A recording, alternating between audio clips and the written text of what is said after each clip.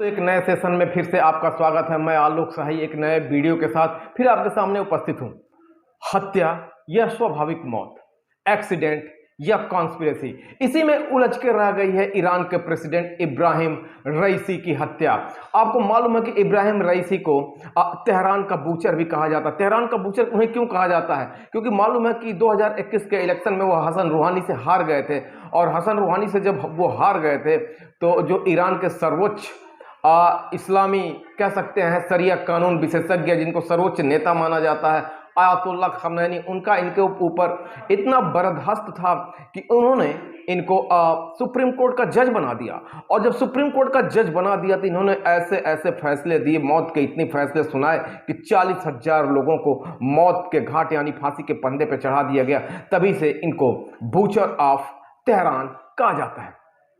प्रश्न ये उठता है कि अजरबैजान के बॉर्डर पर अर्थात तो वारजेकान के पास जो दुर्घटना हुई वो बेहद घना जंगल, कोहरे वाला पहाड़ी एरिया था।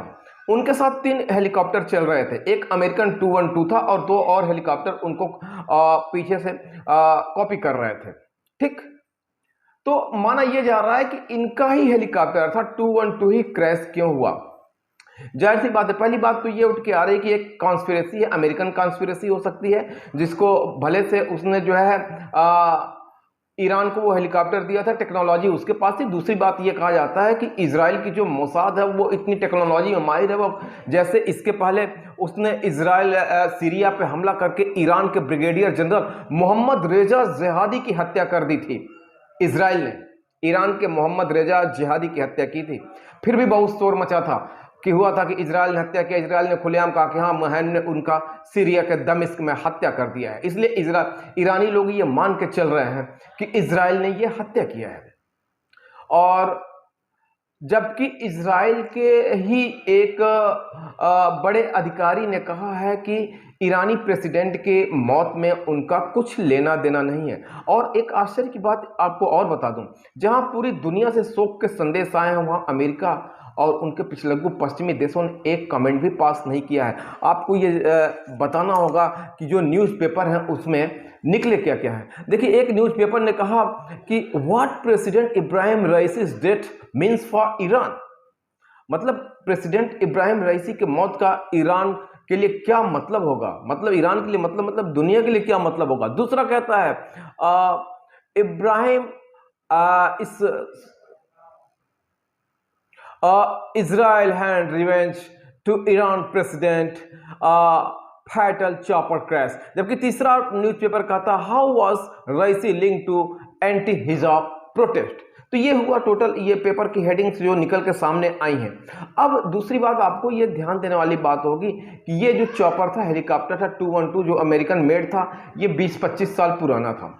दूसरी बात ये इतिहास रहा, ईरान ने अपने विमानों का, आप जानते हैं दुनिया में सर्वाधिक प्लेन क्रैश ईरान में होते हैं। हर साल हजारों लोग प्लेन क्रैश में मारे जाते हैं। ईरान के पास उसने अपने विमानों का सर्विसिंग तक नहीं कराया, क्योंकि उसने सारे विमान विदेशों से लिए हैं और टेक्नोलॉजी उसने लेना बंद कर दिया, सर्विसिंग कराना बंद कर दिया। इसलिए प्रति साल हर साल वहाँ हजारों लोग मारे जाते हैं प्लेन क्रैश में।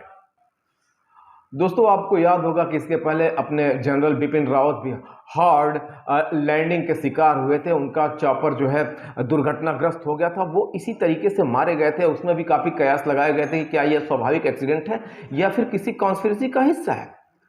अब ईरान के प्रेसिडेंट के ऊपर अगर ये साबित हो जाता है कि उनकी मौत स्वाभाविक प्लेन क्रैश नहीं बल्कि एक साजिश है, तो माना जाएगा कि ये एक देश के ऊपर हमला है। तो एक देश के ऊपर हमला है तो जाहिर सी बात है कि ईरान भी जबरदस्त पलटवार करेगा।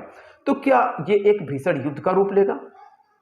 इसका असर दुनिया के ऊपर क्या पड़ेगा? ग्लोबल असर क्या होगा? इंपैक्ट क्या होगा? क्या तेल की कीमतों में बढ़ोतरी होगी?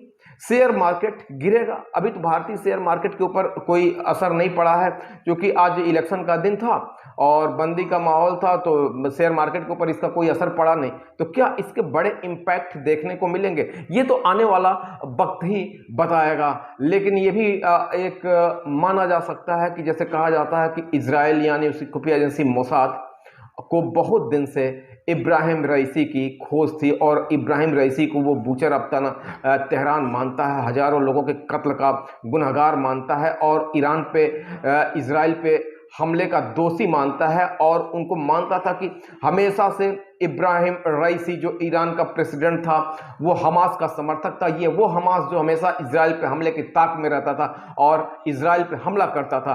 तो ये सारे मैंने पहले भी कहा था कि कल के सेशन में मैंने बताया था कि वास्तव में इब्राहिम रईसी की मौत एक कॉन्स्पिरेसी है या स्वाभाविक मौत। क्या इसमें CIA का भी हाथ हो सकता है या मोसाद का भी हाथ हो सकता है? फिलहाल ये कॉन्स्पिरेसी खुल के आने लगी है और अब गल्फ कंट्रीज और अरब देशों, ईरान सहित तमाम इस्लामिक राष्ट्रों ने ये खुल के ये बात को कहना शुरू भी कर दिया है कि इब्राहिम रईसी की हत्या स्वाभाविक मौत नहीं बल्कि ये एक साजिश का हिस्सा हो सकती है।